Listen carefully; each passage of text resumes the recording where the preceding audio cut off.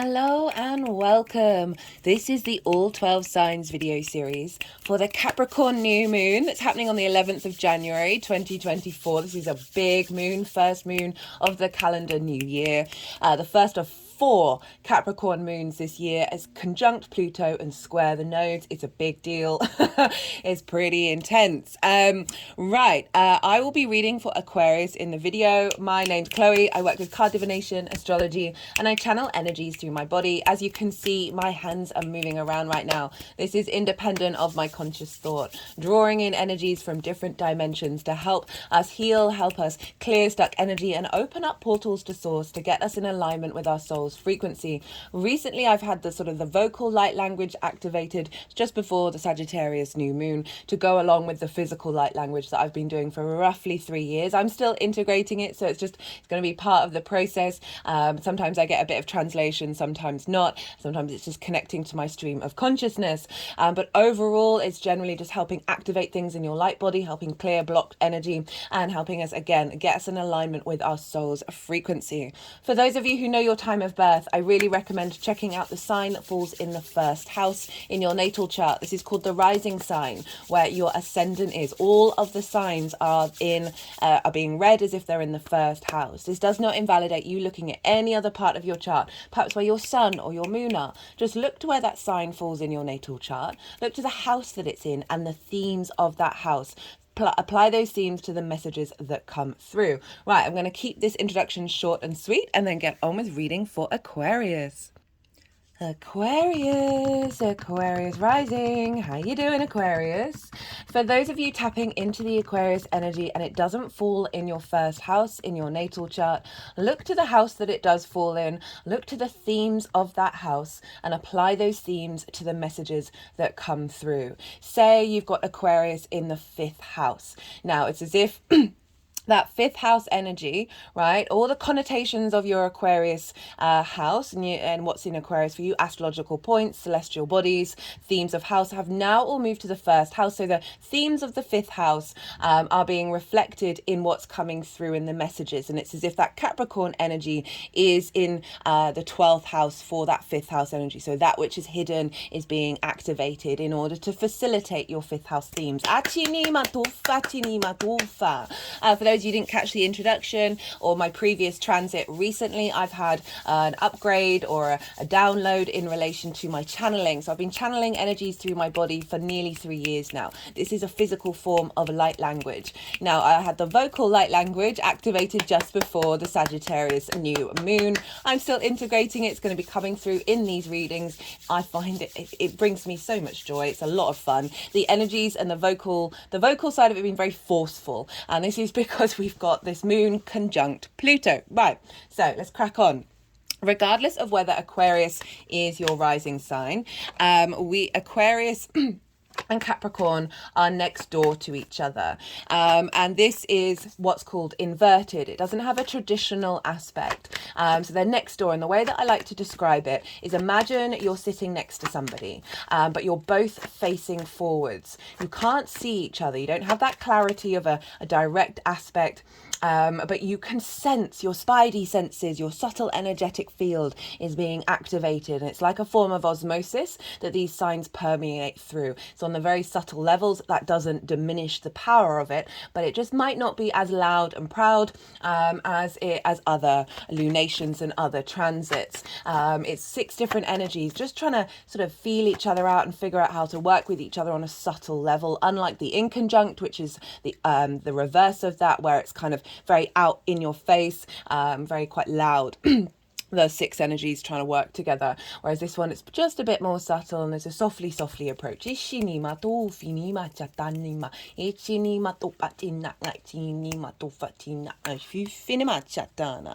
Right, I'm pulling cards for 3 different piles.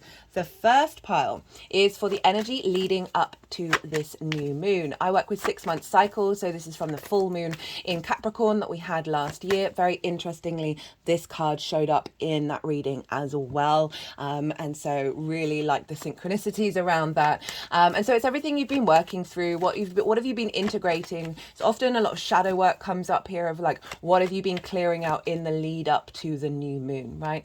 And so this is sort of helping you understand what journey you've been on, where you're at before the second pile, which is the energy of the moon itself. And so as I said, I work with 6-month cycles. So if you're watching this after the event, you are not missing out on the messages that are coming through.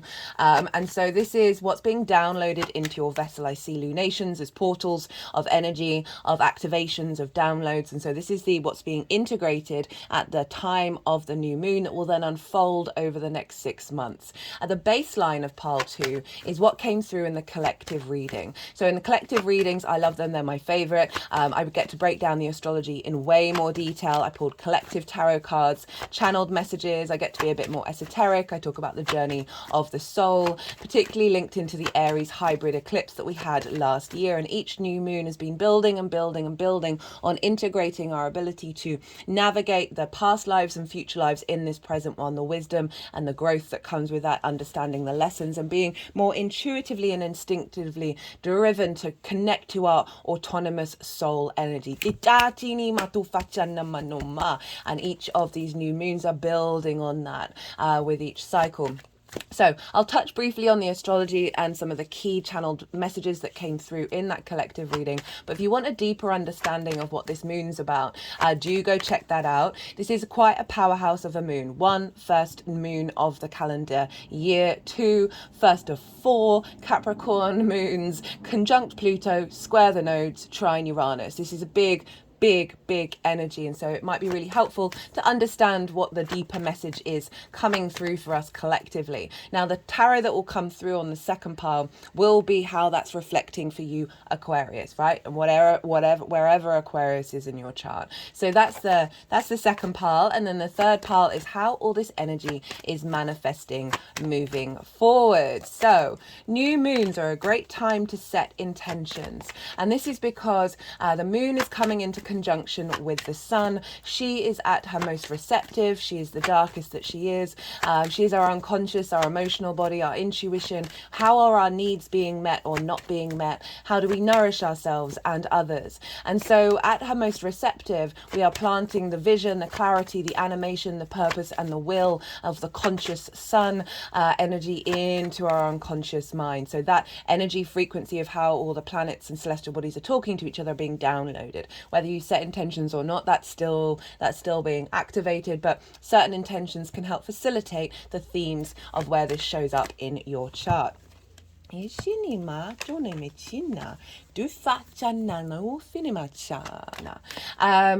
you know, every time a celestial body comes in contact with the sun, this is called a kazemi, and this is when basically we're starting a new level, right? So the sun can burn up and transmute the energy from the previous level and feed it into the next one. And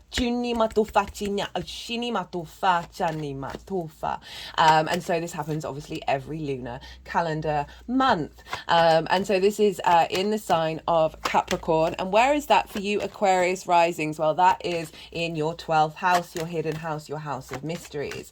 This is can be a difficult house. And so you're having a lot of Capricorn transits at the moment. And I'm just going to say, be mindful of your mental health, be mindful of heavy energy. And be mindful of a sense of it can bring up, the 12th house can bring up like depression, anxiety, grief, loss, isolation, very heavy energy that's connected to sort of the unconscious understandings of self. And so many of us have trauma and limiting beliefs that come not only from this lifetime but previous lifetimes and ancestors, collective energy. And so this can all bubble to the surface during 12th house transit. So the sun's been there for a while, Mars is now there, Mercury's going to be moving there, and then Venus will as well. And so you're going through a very big transition phase. Pluto's there and will be moving and leaving that sign. It'll drop back in for maybe a month and a little bit at the end of the year. So you're really clearing out a massive transit that you've had since 2008. And this new moon is the last with Pluto in the sign of Capricorn for 200 years. So it's a big energy. And I just want to, as I say, be mindful of your mental health. Understand that this too shall pass. And the other side of this is kind of like that isolation of like being in meditation, being more contemplating of who you are and what does this all mean to you, right? And peeling back the onion layers of the constructs, of the illusions that we can have about what we are and who we are. And underneath all of this is the magic of your soul. This is a very magical house.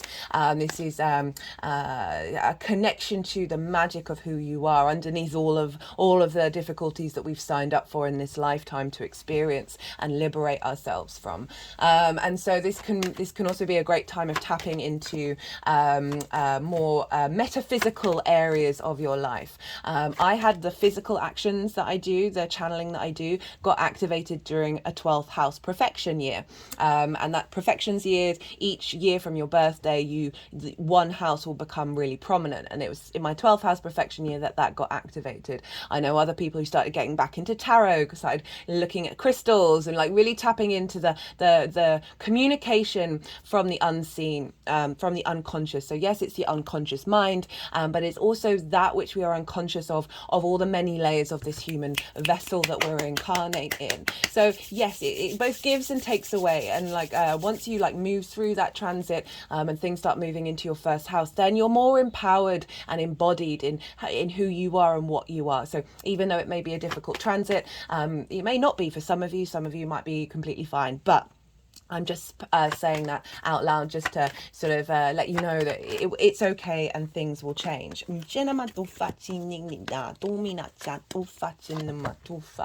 Mars is exalted in this sign. Mars in the 12th I always find is very protective. It's going into the unseen with its courage and its bravery and finding the intuitive, instinctive, unconscious desires that we exhibit and bringing them to the forefront for us to find ways of moving past it. Ishini Matufa. Mars loves being in Capricorn. It's going to be there for a while. So after this new moon, you're going to really find some strength and motivation to be able to look into the darkness. Ichini without fear. Ishini Matufa. Chani Matufa. Chani.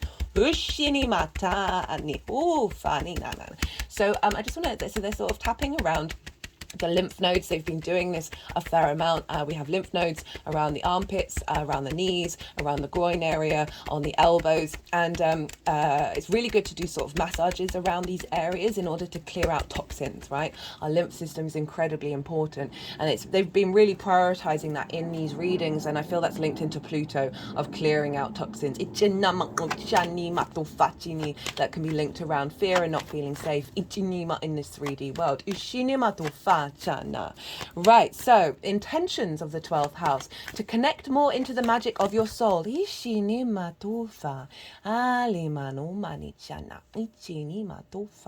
connect more into the unseen.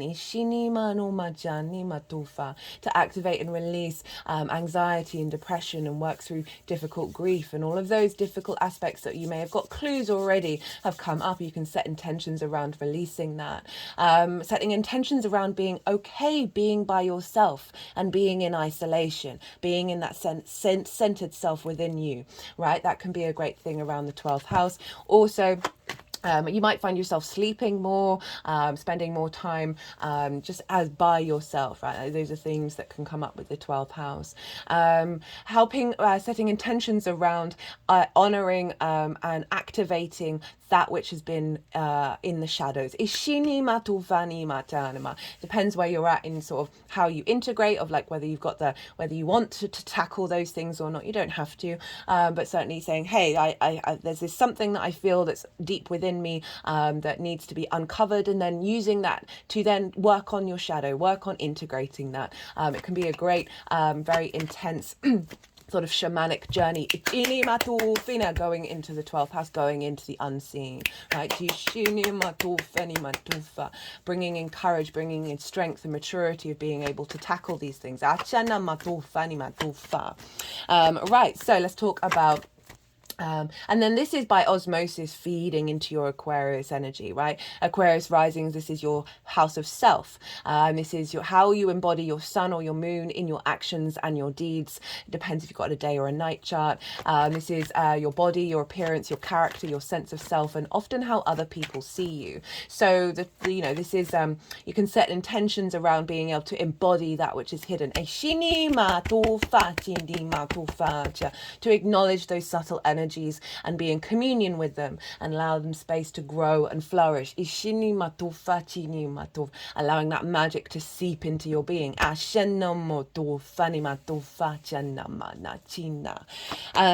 so let's talk about the astrology. This moon is conjunct Pluto. As I said, this is the last lunation for 200 years in the sign of Capricorn with Pluto. So big deal. Pluto can be very intense, very magnetic. It can bring about a lot of fear, a lot of worry. There's an intense transformation with that when you come out the other side, you are reborn. The cycle of life, death, and rebirth. Pluto's linked into the dead, but also bringing up riches from that which is unseen, that which is hidden. So great 12th house transit.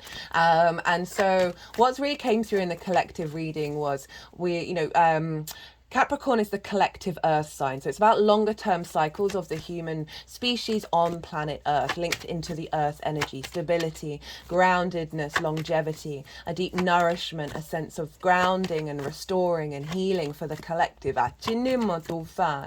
It's ruled by Saturn, which can be a very sort of stern planet, but it is in order to help us understand our own authority, our integrity, and our commitment to our legacy. And it can bring up difficult things in order to get to that place, the school of hard knocks, the cycles of time, karma. And so what really feels with that sort of 200 years is about 7 generations. And for those of you know sort of the esoteric principles, there's a lot of sevens, and the sort of the idea of clearing out 7 cycles of restrictions, otherwise known as curses. I'm using the word restrictions just because it doesn't have the same heavy connotations as curses, because I feel like we can flip the switch on a lot of those heavy energies.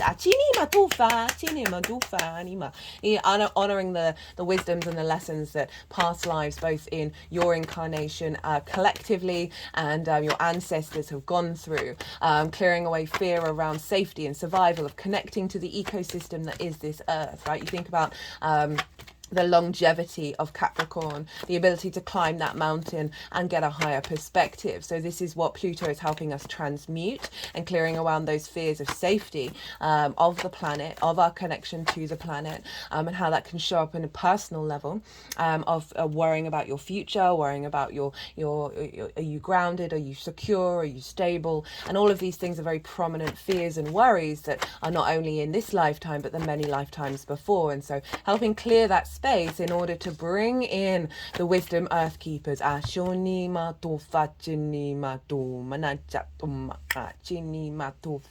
embodying that in our current incarnation. I really feel like we've got a lot of ancestral support here, not only in the next 7 generations, but also that which is hidden from us in terms of our understanding of our species, right? I talked a lot about Graham Hancock in the collective reading. Whether you agree with what he's suggesting or not, he's certainly calling us to question the narratives. Ishini Matufa. And there's a lot of wisdom that we don't know about that is embedded in the earth. And I feel that Pluto is helping bring this to the surface. And so this is coming up through your unconscious, coming up from the depths of your soul, that is helping ease some fears and create magic. Ishini Matufa Chanat. So we've got that Pluto conjunction, but we've also got Uranus trine this moon. Now, what I love about this combination is, Pluto in Capricorn, the dead, looking to the past, honoring the wisdom of the past. But Uranus is a very independent, maverick, forward-thinking energy. The breaker of chains, the clearer of past, the liberator. It is so comfortable being its independent self, and it wants your soul to be so too. It's very inventive, very innovative, forward-thinking, quite galactic energy. And so we've got this in Taurus, which is a fellow earth sign. to Capricorn, and for you that is in your 4th house of your roots, that just came flying out, your roots, your home, your foundational space, also linked into the ancestors, both blood and soul lineage, parental figures, a roof over your head, your private life. And so Uranus is helping liberate so with the sort of contrary breaking of tradition energy of Uranus, you're able to come up with new pathways. So activating this understanding of the wisdom of the past, and also being able to open up new pathways to the future in your foundational space of you being confident and comfortable being yourself, clearing out fears in your unconscious mind.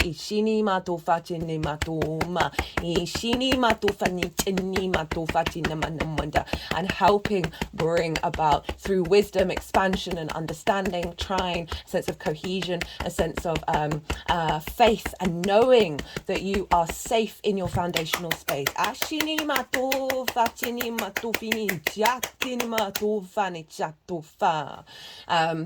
And allowing yourself to be comfortable, allowing yourself to be free. And this can help clear up a lot of parental trauma as well, because you can find that in the 4th house, as well as I said, releasing things from ancestral lineage, as well as drawing in the wisdom, the unique wisdom from that house, and allowing you to be at peace in your private world, right? So often we can have anxiety and depression running around when we're by ourselves, when we're not distracted by the outside world. And I really feel like this is with Pluto transforming your fears and turning it into power and magnetism.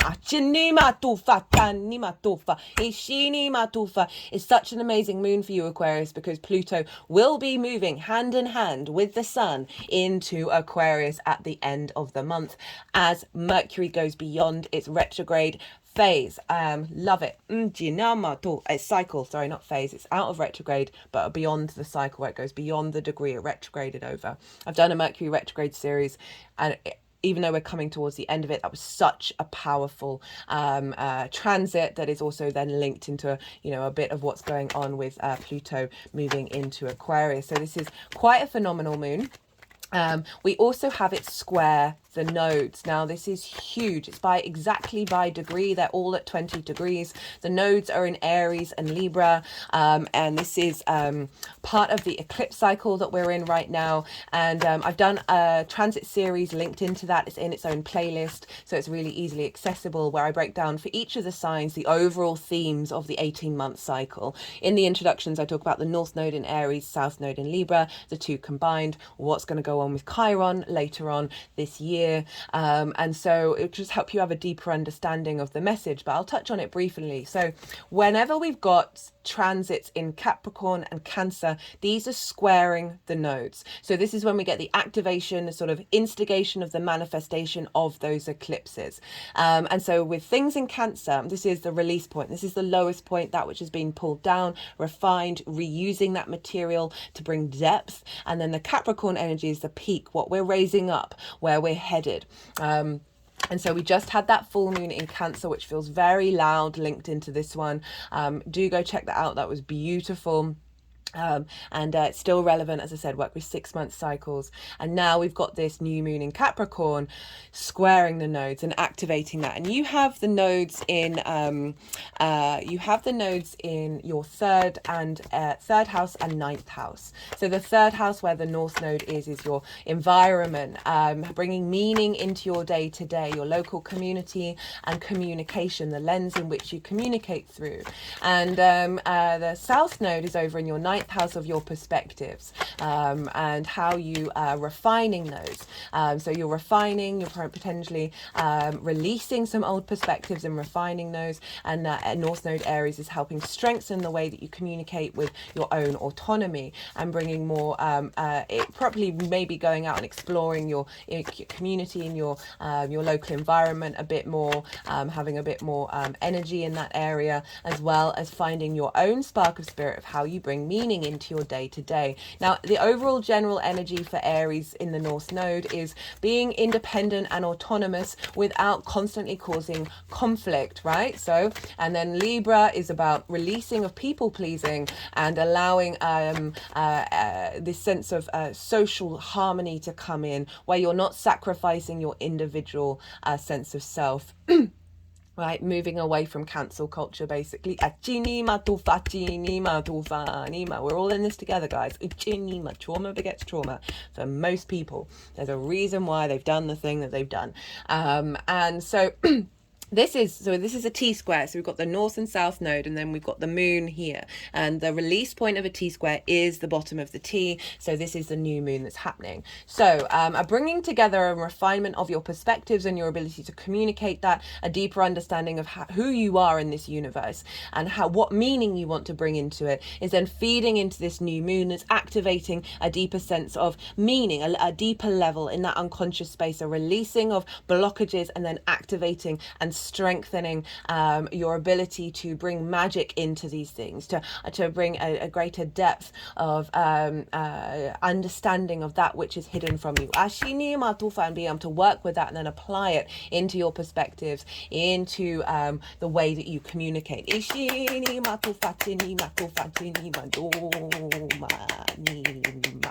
So big energy.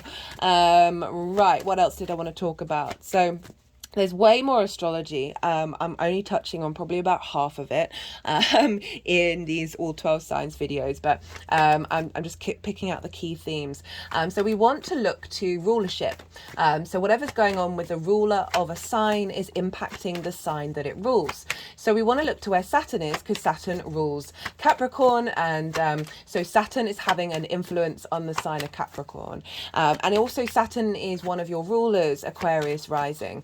So whatever Saturn is doing is playing a very pivotal role in your embodiment of self. I've done 3 Saturn transit series in the sign of Pisces, especially because if Aquarius is your rising sign, or if you've got strong Aquarius placements, Saturn is really always going to be having an impact on you. Where you'll feel it heavier than if you don't have anything in that sign. And so the first series is when Saturn ingressed into Pisces. That's still relevant. The introductions, I talk about Saturn in Pisces, Saturn with Neptune, Saturn in relationship to Jupiter, because Jupiter traditionally rules Pisces, so Jupiter's influencing Saturn. Even though that's sort of the past, I recommend checking out the Aquarius reading, because I talk about the themes of Saturn in your second house, which is where it is, in way more detail. The second series was the retrograde. The third is right from when Saturn went direct. So that's still live until the end of June. So you might want to just have a deeper understanding of what Saturn is doing over in your second house. Now, the second house is the house of your resources. This is the skills and the tools that you have to manifest and bring regular money into your life, right? This is the things that you value, and most importantly, how do you value yourself? So Saturn moving through here, influencing that moon in the 12th, is saying, right, and Saturn's a long-term planet, 30-year transit, very mature, and very wanting you to connect to your authority, your commitment, and your legacy. And so all of this energy of how do you value yourself, helping clear out things in the 12th house that have blocked that, as well as bringing things from that which has been hidden in that 12th house of your skills and your tools in order to bring more resources into your life. Also the things that you value, right? Sometimes we can be a bit skewed in what we value, and I really feel that this moon is helping activate a new frequency that's bringing depth and maturity and longevity rather than sort of instant gratification.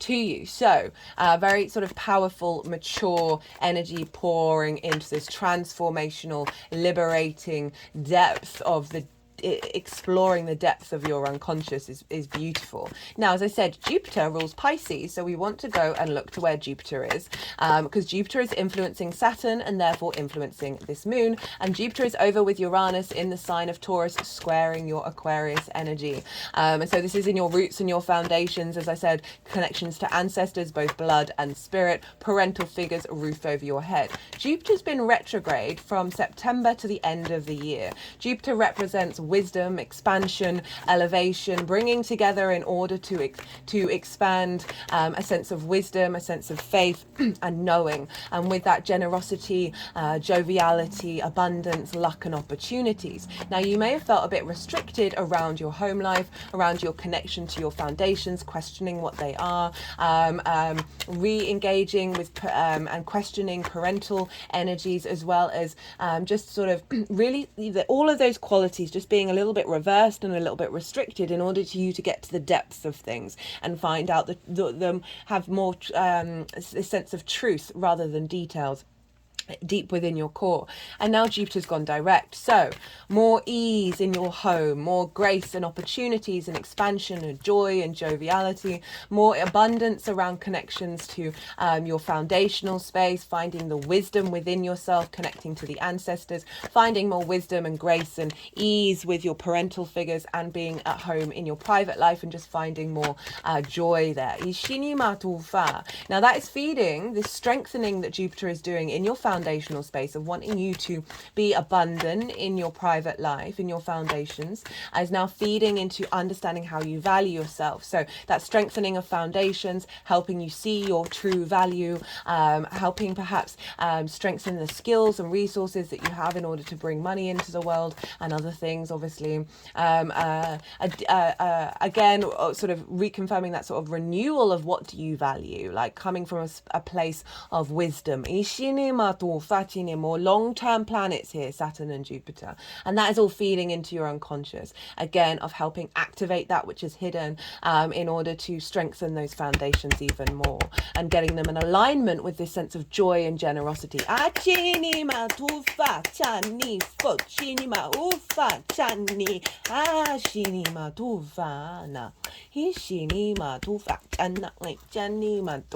Now Jupiter is in Taurus. Who rules Taurus? Well, that's Venus. And so we want to look to where Venus is, because Venus will be impacting Jupiter, then impacting Saturn, and then therefore the moon. And Venus is over in your 11th house, the house of good spirits, right? This is hopes and dreams, friends, groups and alliances, reaping the benefits from your 10th house. Venus moving through here can see you getting benefits from your 10th house, right? Venus brings a sense of love, appreciation, connection, harmony, value, creativity, finding more flow and ease and connection and love to your hopes and your dreams, feeling more at flow and appreciated and valued in friends, groups and alliances. And then all of this energy is feeding into Jupiter.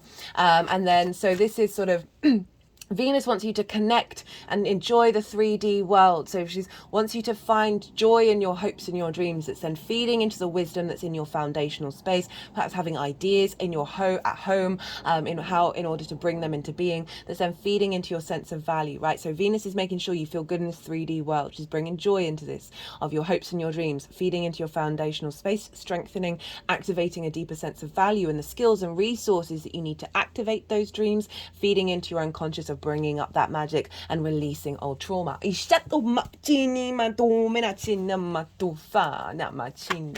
can also be helping mitigate any difficulties you've had around friends, groups and alliances that may be then cropping up in that 12th house of like, who am I? Am I seen? Am I valued? All of those things are feeding into this moon. So you've got a lot of support coming in here. Even though this is a Saturn-ruled moon, Jupiter and Venus are in each other's signs. So Sagittarius is ruled by Jupiter, Taurus is ruled by Venus. And so they're essentially in cahoots with one another. They've got a stronger bond. They've got a clarity of vision of supporting one another in their endeavors in each other's realms. It's called mutual reception. It's very powerful. So essentially we've got energy ping pong between Venus and Jupiter, the two benefics, over with what could have been quite a dramatic moon.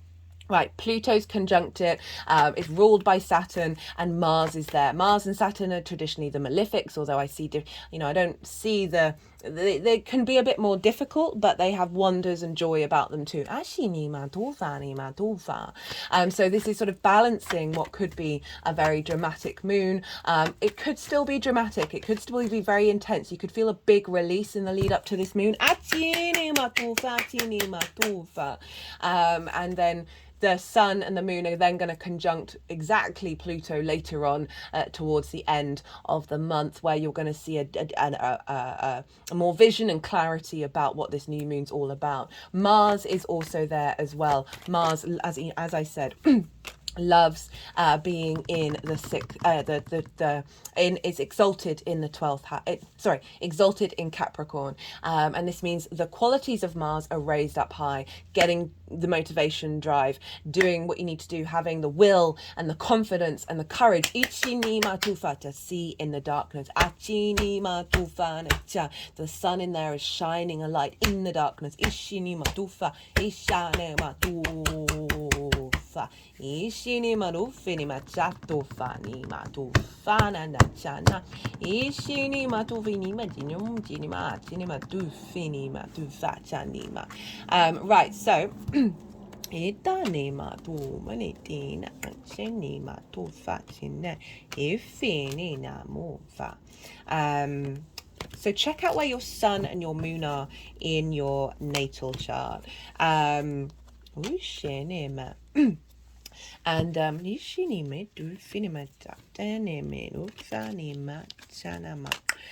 sorry, I'm getting a bit distracted just because the energies have wanted me to cut the deck a bit more, and I'm not quite used to that practice. So my brain sort of goes, and I'm trying not to really focus on what the cards are and just let them come out. And yeah, I'm still working with that one. I'm so used to shuffling for jumpers. Right, yeah, so wherever your sun and moon are in your natal chart, look to the houses, look to the themes. Those themes can be good to think about if you're setting intentions, as well as just acknowledge that those themes are going to play a part, because they're always activated with lunations, with what's going on with this new moon. So it'll tie in on a more personal level beyond this general reading. Right, we've just had the Yang Day action side of the reading, the go, all the stimulation, all the all the extrovert, all the information, and now we're going to have a little bit of yin night rest and digest. We're going to let all this information settle into your unconscious mind, and so I'm going to go quiet. I'm going to go consciously quiet. I'm going to soften my mind and let the energies move through me. They'll do some physical and vocal light language, as well as move the cards around, and then they'll put the cards into the 3 piles, and I'll come back round and I'll bring the tarot into the astrology. I call you to soften your mind as well. Let all that information settle. Don't try and overthink it, and let it settle into your unconscious, and then see what intuitive hits come up for you during this little yin moment. Ishini matu vanchi chano mani tu fachini matani maungani chini na no fachana ishini mohu fatana mito makna kangani na manu machini na ishini matu fachani na chini ishini matu Fana chana china china china china china ufana bana ufana bana ulama itini ma tichina tunima itina dina anima china Feni matu patani ma chini no feni chini matu fani chini tutuni na fini na no manga yishini moro manga ni jana yishini matu fatina chini manu fani mana chana ni nanga yishini na manu fina isha Isha, ishini manga shok ufini ma ufajani isha china ishini manano. Okay, so they're just doing some work with these figures. Obviously, this is the nuclear family, and it's making me think about Uranus and Jupiter over in your 4th house, right, where we can store a lot of trauma around our parental figures. They also focused on the child as well and releasing energy around that. Ishini matofacha nama, ishini ma la la la la, ishini manofani matofani ma, ishana. dana. Chini no manina tina. Tini ma. Tini ma do mina ka. Chini ma no. Shini me to fa cha na na na na.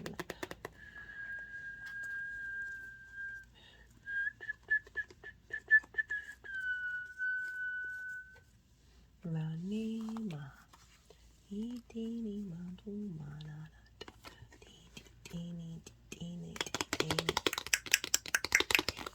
Shini ma to fa. Shini ma no fa ni ma to fin. Isha nama tu fini. Ishini ma tu fa.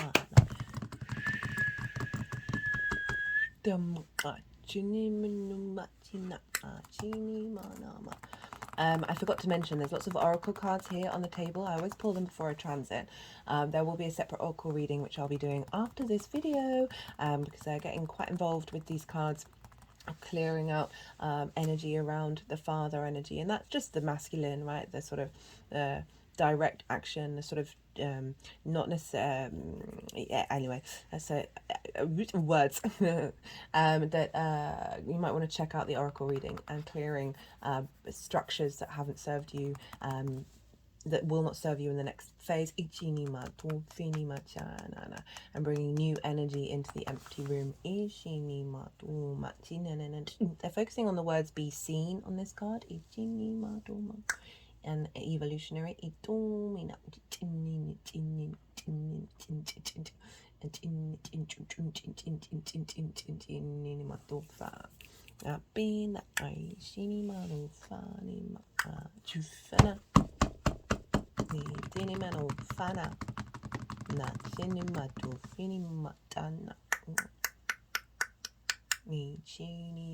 Shatani matofa, ishini matofa, chini mato, chana maka, chini matofa, china, china matofa.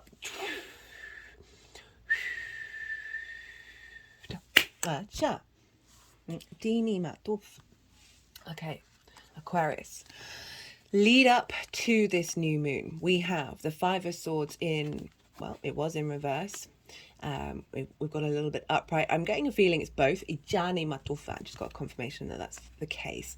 That it's this, and you've been working on this. Two of Pentacles, the Tower in reverse. This is shown up in reverse for quite a few readings. The Hanged Man, and then the Six of Pentacles. You've actually got two twos and two nines in this reading, and there's been a lot of duplicates across the board for every sign, and that's always a very that's always a good significator of the power of this lunation, and I'm not surprised. So, Five of Swords.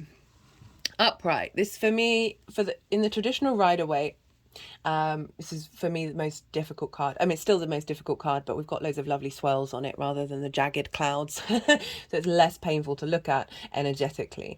But this represents conflict, but at what cost? This figure is holding the Three of Swords. We know that the meaning of the Three of Swords, that's heartbreak, that's pain, that's heart distortion, ishinima, that causes grief, right? And this figure is one, but has won the Three of Swords. And so this is about sort of the bully and the victim, and we can be both. The bully was often the victim. It's very rare that trauma doesn't beget. It's very rare that people become bullies without some level of having experienced that themselves, right? This tends to be more sort of brain chemistry when it's not that, which is why I was saying earlier, right? Moving away from council culture, because so often there's usually a root in there that deserves sort of therapy and compassion, and going and standing in the earth and regrounding yourselves and being in a state of community rather than separation. So, and also the victim space, right? Yes, there may have been difficulties and things that have caused that energy, but how long do we stay in it? Do we then recreate it because of a difficult situation? And so often in the unconscious, this is a lot of stuff that happens in our early years, right? Because we're running around between the ages 0 to 7 in basically unconscious mode, in hypnosis mode, and so everything that's happening is going deep into our unconscious mind. So there may have been something that's very small that happened to you, or even big, at a very early age, that then gets constantly recreated through our unconscious desires, right? To recreate those things. And that can be either side of this space. The other side of this is sort of the anxiety and the depression, the bully in the room, constructs of your mind that are hidden from you, that are creating states of conflict, that are causing heartache.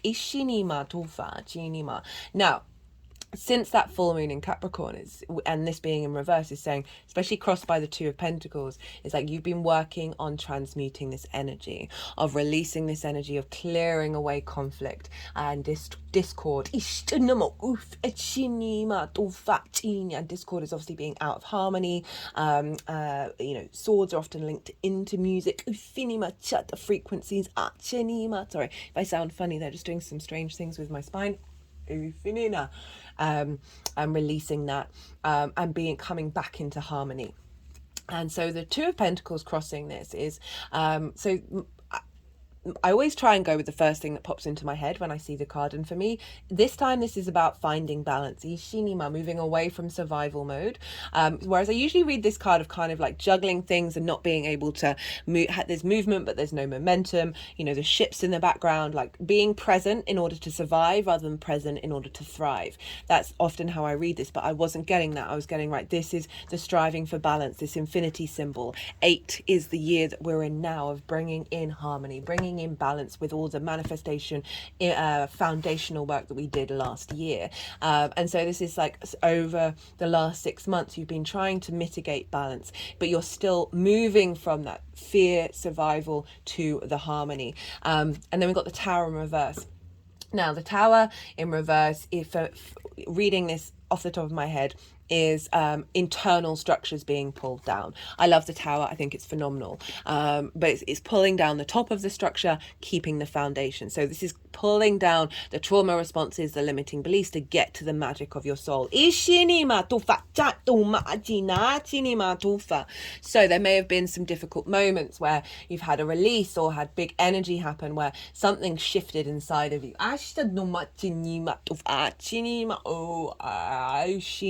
Just has quite a few energetic releases. That when I say energetic releases, it's energy coming out of my mouth, having done some movements. Clearing. Opening up portals. And that's come with the Hanged Man, which makes me think that you've been okay with what's been going on, right? You can see the difficulties. You can be like, this isn't kind of what I want, but you can understand the merit and the wisdom behind it. The Hanged Man is all about pausing, being in contemplation in order to bring in a new perspective. Odin, the Norse god, was upside down on the world tree for 9 days and 9 nights and received the wisdom of the runes. So divine inspiration, right? Very magical runes, divination in the 12th house. So you may have been spending time contemplating and bringing up a lot of channeling. We're all channelers, we're all healers, we're all intuitives, just we do it in different ways, right? It doesn't have to be the stereotype. Even when you're not, and then you realize that you have been your whole life. Anyway, this is the only halo in the tarot, representing enlightenment. Through this pause, through this wisdom, you are growing and understanding yourself, right? But it is a card of limbo, right? Of pause, of allowing things to come through, having gone through, working through some difficult energies. And then finally crowning it, we've got the Six of Pentacles. Now this follows the Five of Pentacles, where you're feeling left out in the cold, isolated, not supported, and sort of vulnerable, right? And this card is bringing that into balance, right? You see the scales here, and you're able to, and it's also earth energy. So I like that that's crowning it with this Capricorn, of like really being able to move yourself out of fear and scarcity, move yourself beyond that which has isolated you from your soul's magic.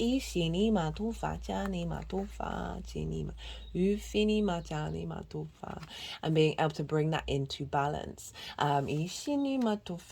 Getting support from a higher power, or there may have been a figure in your life who you see as a teacher, right? We're all teachers and we're all students, and receive some wisdom from them in order to bring you into balance. But I do also feel like your higher self coming in and really saying, hey, I see what's going on and I'm supporting it.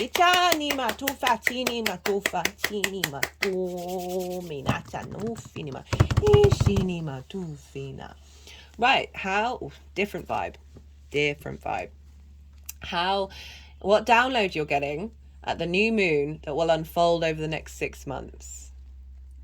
9 of Wands in reverse, 9 of Cups, so 2 9s, 10 of Cups, 4 of Pentacles, Ace of Pentacles. 9 of Wands in reverse. It's also showed up in reverse here for another sign. I can't remember who. So it's really interesting to see there's been quite a lot of repetition, which is showing like this is because Pluto is very much a generational planet, that we're all, there is a collective vibe running through us all. 9 of Wands, burnt out, still standing, alone, in defense mode, exhausted, constantly feeling they're in a state of battle, that they're having to defend and protect. It's in reverse though, which is saying this moon is clearing that out. So maybe your mind has, so many of us, our minds can be difficult because they are energy hungry, and the easiest hormones to access for energy are cortisol and adrenaline. So this is where we get a cultivation of anxiety and depression and thinking the worst and lack of self-worth and feeling like you're being attacked, and you're constantly having to defend and protect your energy, your love. It's in reverse. So this is saying this is clearing out this sense of being in defense, of really being able to be at peace, or activating a level of peace in your unconscious. And then but then perhaps feeling alone when it comes to your connection to your magic of your soul, and that you might have had to, some of you might have had to defend your experience, and this is moving away from that. Whenever this card comes up upright, I always say, do you need to be in defense mode? Can you just flip your perspective and engage in a different way? And this is being flipped. This is being flipped to the 9 of Cups, right? So this is personal emotional fulfillment, right? Feeling good. Your cup runneth over on an individual level, right? A sense of gratitude, a sense of well-being. Also, very, it's called the genie in the bottle, and this deck very much shows that, of a wish coming true. I'm always wary of saying that, but it is a possibility. But mostly it's about bringing in an energy of emotional, personal fulfillment, right? So rather than feeling on the defensive and feeling exhausted, there's renewal coming in. And then it's got the 10 of Cups. So we've got the 9 and 10 of Cups. This is wild. Now this is about that, taking that internal space of abundance and love and taking it out into the world, right? Again, I mentioned the nuclear family. They were doing some healing work around this, linked into the 4th house of your parental figures and ancestral work of clearing out difficulties around this dynamic, and that can be reflected in any dynamic. It's just an example that's used visually, that this is every area of your life being in more flow and more engagement. Now, traditionally, this is the only card with a rainbow on it, right? Not in this deck, because they're pretty much in every card. But that's a sense of emotional fulfillment and enlightenment, right? It's the light body. When the light is refracted, it forms the chakras. Chakra in Sanskrit is wheel, and these look like wheels, these vortexes that we have within us that are all in union with one another. So I love that this is showing up with that 10th house energy. Sorry, the 9th house energy, 10 of Cups. Not even nine words, numbers even. 12th house energy of having gone through a really intense transit since 2008, that now there is some more peace coming in. There's some more ability for that in that unconscious space, the magic of your soul to unfold in other areas of your life. If we link that into how you value yourself, and the skills and resources that you have in order to bring whatever this represents to you into fruition. Venus over in your hopes and your dreams, your connections to other people, right? External connections and contentment, as well as that strong foundations of the wisdom keepers coming up. Ishini matufa, to provide you support and nourishment. Mandi nama. And then we have the Four of Pentacles and the Ace of Pentacles. Big earth energy showing up for you, Aquarius. The Four of Pentacles, for me, this is about sovereignty in the 3D realm. This figure has, in this deck, peace symbols underneath their feet, underneath their feet chakras, over their heart chakra, and on their crown chakra. So bringing in that inner peace, that inner strength from that which is hidden, and then putting it out into the physical world. Ishani matufa, shani matu. This figure is wearing a crown representing you knowing your own sovereignty. With the Ace of Pentacles, a renewal, a reboot, a sense of refresher, an offer, a beautiful energy boost in your unconscious mind that is bringing in a new frequency, that is grounding you and bringing you stability, but also activating a new cycle. New opportunities coming into work with your skills and your resources from the magic that you're bringing in, and apply the wisdom that was coming up from the generations in this new world. Now, how this energy is manifesting moving forward. Well, we've got Saturn. The wild card is Saturn. We've got the Chariot. This is Cancer. And we've got the Two of Cups. So this for the 12th house. This card is know thyself and the world will open up to you. It also represents an element of completion. So there may be a certain part of your cycle that you're completing as this unfolds. But energetically, this is a deeper knowing of self, a deeper knowing of the multi-layered, multifaceted, multi-dimensional being that you are, and being more at peace with that confidence coming in your foundational space, the sense of commitment to your values, and Venus bringing in this desire and this connection to your hopes and your dreams. And the more that you know yourself, the less boundaries you need, the more the world opens up to you. Right, so a real sense of confidence, of embodying all that is in your unconscious. Atanima, and it's not just the mind; it's all the subtle energetic levels of this body, of the light body that we're incarnated in. Ishinima tufa. Oh no, and then we've got the Chariot. The Chariot represents victory, but what it really represents is the confidence within yourself to move through the world, right? With the resources that you need. It's got the so this figure, there aren't any reins. They're not trying to control the situation and overthink and overplan. They know inherently that they have what they need in order to tackle any challenge, right? If you think about the Chariot moving through the 12th house, of that confidence in that which is hidden from you. We've got the Magician's baton, I keep saying baton, it's a wand.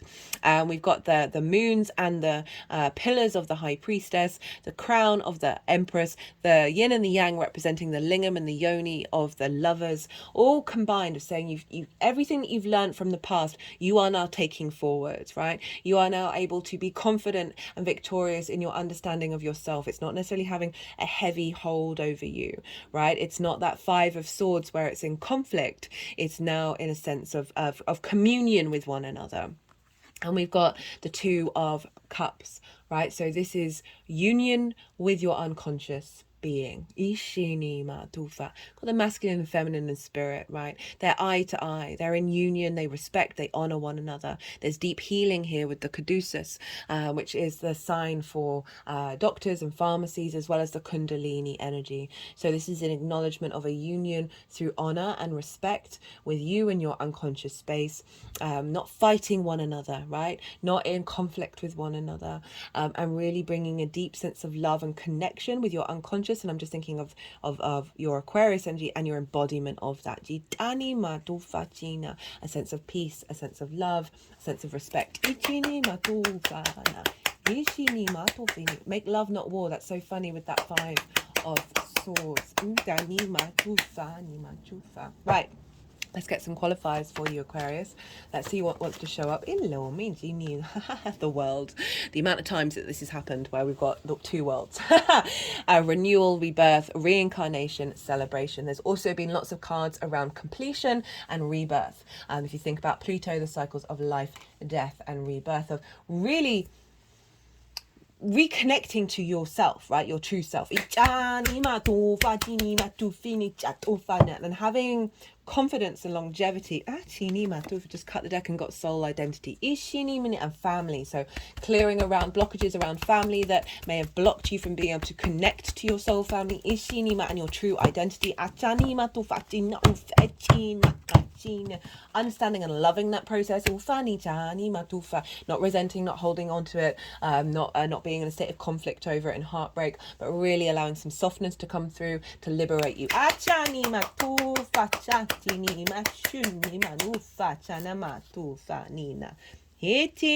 the deck again and got harmony, bridges, joy.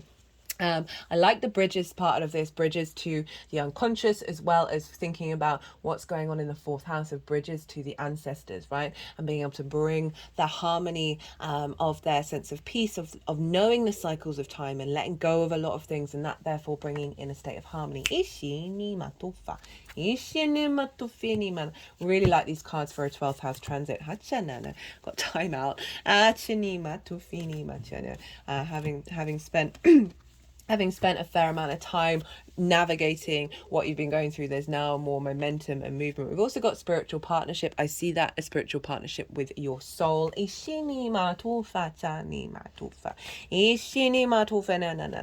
being more in alignment. Right, let's get one more card.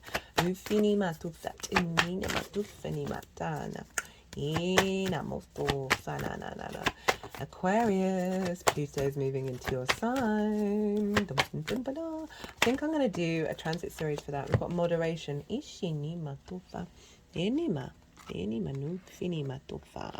Right. So bringing that conflict into balance, into moderation. We're always going to have an element of conflict, right? It's how we deal with it and how we tackle it. It's that perspective of that.